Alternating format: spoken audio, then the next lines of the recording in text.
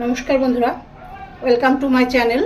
আজকে দেখো আমি অল্প কয়েকটা আছে, 4-5টা কুমড়ো ফুল আছে, ওটার বড় ভাজা করে নেব, মানে পকোড়া কুমড়ো ফুলের যেটা বলে। আমি কিন্তু এখানে শুধুমাত্র চালের গুঁড়োটা দিয়ে ব্যাটারটা তৈরি করে নিচ্ছি।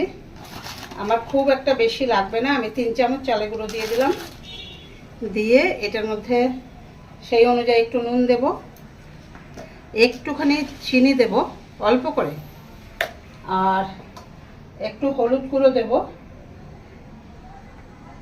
একটু হলুদ গুঁড়ো দিয়ে দিলাম। আর দেব একটুখানি চাট মশলা,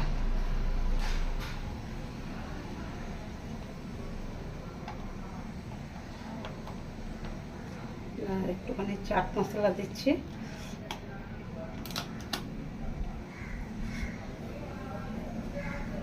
খুব বেশি দেব না, কারণ আমার কুমড়ো ফুলটাই খুব কম, অল্প, আমি একা খাবো তো, তাই একদম কম।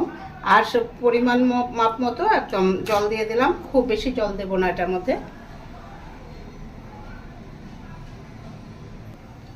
কালো জিরা একটু দিতে হবে, কালো জিরা জিরাটা কুমড়ো ফুলের সঙ্গে খুব ভালো যায়।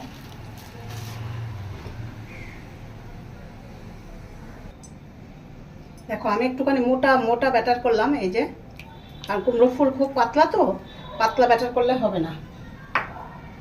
আমার তেলটা গরম হয়ে গেছে, আমি সরষের তেলে করে নিচ্ছি, কারণ আজকে আমার সাদা তেলটা ফুরিয়ে গেছে।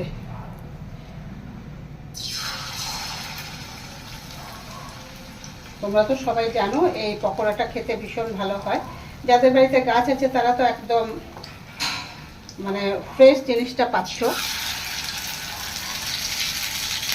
আমাদের ক্ষেত্রে যেটা অসুবিধা হয় সেটা হচ্ছে বাজার থেকে এনে সেদিন তো খাওয়া হয় না, পরের দিনে কিন্তু পুরোটা একটুখানি ছেড়ে ছেড়ে যায়।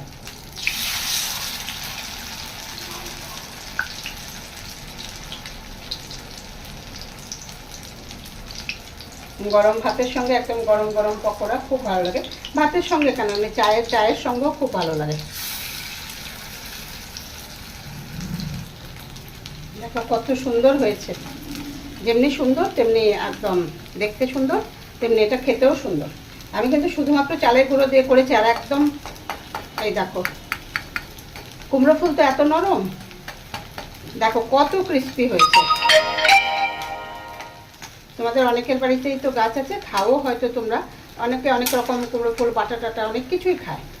আমি আজকে সোমবার একদম প্লেন কুমড়ো ফুলের বড়া করে নিলাম। সোমবার নিরামিষ খাবো, এই একটা আইটেম দিয়েই খাওয়া হয়ে যাবে।